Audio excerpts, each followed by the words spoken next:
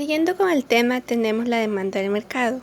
Esta es la curva que relaciona la cantidad que comprarán todos los consumidores de un bien y servicio en un mercado y el precio. Es aquí donde influyen los intereses, las necesidades y las tendencias. Este es uno de los principales factores utilizados por las empresas para fijar los precios de sus productos. El precio y demanda están estrechamente relacionados, es decir, que a menor precio, mayor demanda y viceversa, así como vemos en la imagen que a mayor precio tenemos una menor demanda.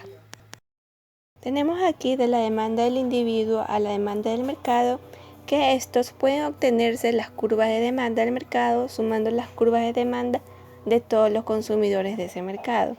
Bueno, aquí como muestra en este cuadro, supongamos que solo hay 3 consumidores, el A, B y C, en el mercado de café. Se muestra varios puntos de las curvas de demanda de cada uno de estos consumidores. La demanda de mercado, que es la columna 5, se obtiene sumando las columnas 2, 3 y 4, que representan a nuestros 3 consumidores para hallar la cantidad total demandada a cada precio. Por ejemplo, cuando el precio es de $3, la cantidad total demandada es 2 más 6 más 10, o sea 18. Luego de aquí, la figura muestra las curvas de demanda de café de estos 3 consumidores, denominadas demanda A, demanda B y demanda C. En el gráfico, la curva de demanda del mercado es la suma horizontal de las demandas de cada uno de los consumidores. Es por esto que sumamos horizontalmente para hallar la cantidad total que demandarán los 3 consumidores a cualquiera de los precios. Por ejemplo, cuando el precio es de $4, la cantidad demandada por el mercado, es decir, 11 unidades, es la suma de la cantidad demandada por A, que es ninguna unidad, por B, que son 4 unidades, y por C, que son 7 unidades. Como todas las curvas de demanda individuales tienen pendiente negativa, la curva de mercado de la demanda del mercado también tiene pendiente negativa. Sin embargo, no tiene por qué ser una línea recta. Aunque lo sean, las curvas de demanda individuales, por ejemplo, en la figura, la curva de demanda del mercado es quebrada porque uno de los consumidores no realiza ninguna compra a los precios que a los demás consumidores le parecen atractivos, a los precios superiores a $4. Luego de esto tenemos la elasticidad de la demanda. Aquí encontramos la demanda inelástica, que es cuando la demanda es inelástica, es decir, cuando la magnitud de la elasticidad del precio de la demanda es menor que 1, la cantidad demandada es relativamente insensible a las variaciones del precio. Como consecuencia, el gasto total en el producto aumenta cuando sube el precio. Tenemos también la demanda elástica. Esta, en cambio, cuando la demanda es elástica, la magnitud de la elasticidad del precio de la demanda es mayor que 1. El gasto total en el producto disminuye cuando sube el precio. Y por último, en la demanda isoelástica es cuando la elasticidad precio de la demanda es constante a lo largo de toda la curva de demanda. Decimos que la curva es isoelástica. También tenemos el tema del excedente del consumidor. Este mide el grado de mejora del bienestar que obtienen los individuos en su conjunto por poder comprar un bien en el mercado. Como cada consumidor valora el consumo de un bien de forma distinta, la cantidad máxima que está dispuesto a pagar por él también es diferente.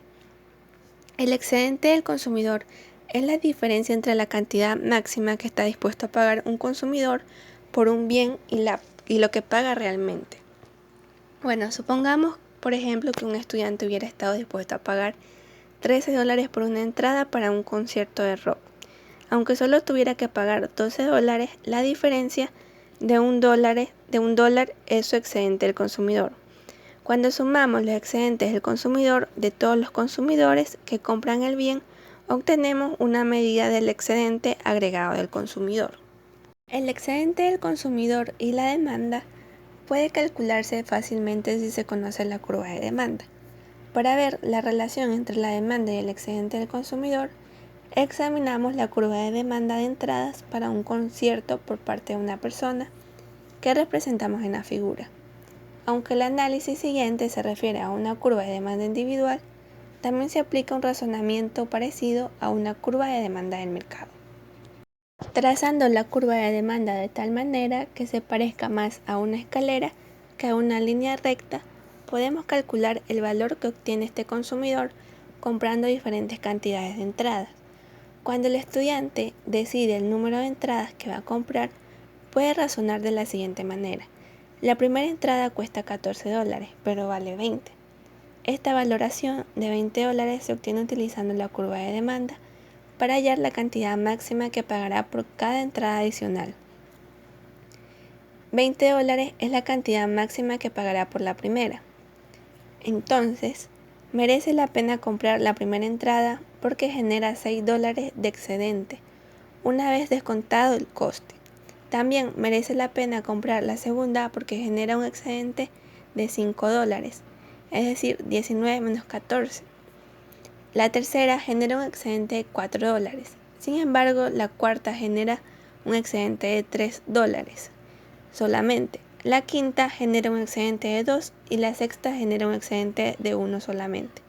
El estudiante se muestra indiferente ante la posibilidad de comprar la séptima entrada, que genera un excedente nulo, y prefiere no comprar ninguna más, ya que el valor de cada entrada adicional es menor que su coste. El excedente del consumidor se halla sumando los excesos de valor o excedentes correspondientes a todas las unidades compradas. En este caso, pues el excedente del consumidor es igual a 6 más 5 más 4 más 3 más 2 y más $1, que es igual a $21. Para calcular el excedente agregado del consumidor en un mercado, basta hallar el área situada debajo de la curva de demanda del mercado y encima de la recta que indica el precio. La figura muestra este principio con el ejemplo del concierto de rock. Ahora, como el número de entradas vendidas se mide en miles y las curvas de demanda individuales son diferentes, la curva de demanda del mercado es una línea recta. Observe que el gasto efectivo en entrada es igual a $6.500 por $14, que daría un resultado de $91.000. El excedente del consumidor mostrado por medio del triángulo sombreado de color amarillo es 1/2 por 20 menos 14 por 6.500, que vendría a dar un resultado de $19.500. Esta cifra es el beneficio total de los consumidores, menos lo que pagan por las entradas. Naturalmente, las curvas de demanda del mercado no siempre son lineales. No obstante, siempre podemos decir el excedente del consumidor hallando el área situada debajo de la curva de demanda y encima de la recta que indica el precio. Gracias. Las externalidades de redes. Hasta ahora hemos supuesto que las demandas de un bien por parte de los individuos son independientes entre sí. En otras palabras, la demanda es un ejemplo. De café de Tomás depende de sus gustos, de su renta, del precio del café y quizá del precio del té, pero no de las demandas de café por parte de David o de Javier. Este supuesto nos permite obtener la curva de demanda del mercado sumando simplemente las demandas de los individuos. Sin embargo, en el caso de algunos bienes de demanda, la demanda de una persona también depende de la demanda de otra. En concreto, la demanda de una persona puede depender del número de personas que hayan comprendido el bien. En ese caso hay una externalidad de red.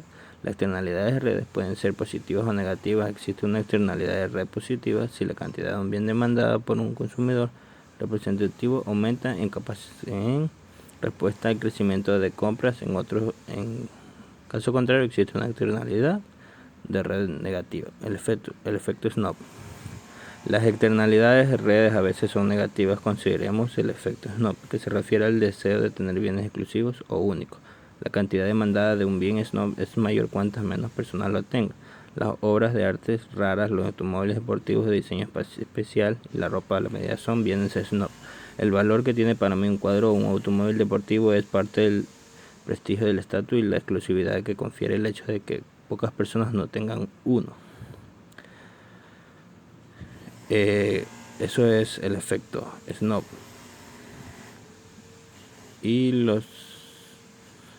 Vamos a hablar del efecto arrastre.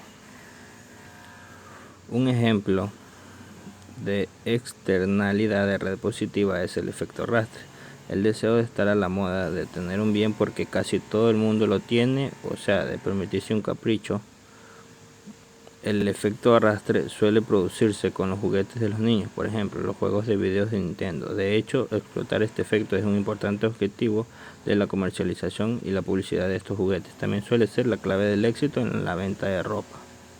De la demanda, veremos cómo se utiliza la información de la demanda para tomar decisiones económicas en la empresa. Por ejemplo, General Motors necesita conocer la demanda de automóviles para decidir ofrecer o no descuentos o préstamos a tipos de interés inferiores a los del mercado. Para comprar automóviles nuevos, las autoridades también necesitan conocer la demanda para tomar decisiones. Por ejemplo, el conocimiento de la demanda de petróleo puede ayudar al Parlamento a decidir establecer unos impuestos sobre las importaciones de petróleo.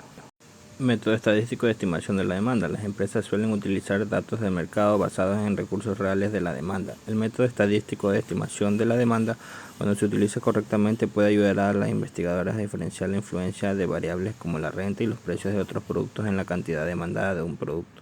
Aquí la forma de la relación de demanda. Dado que las relaciones de demanda analizamos son límites rectos, la variación del precio produce en la cantidad demandada un efecto constante. Sin embargo, la elasticidad del precio de la demanda varía con el nivel de precios. Gracias.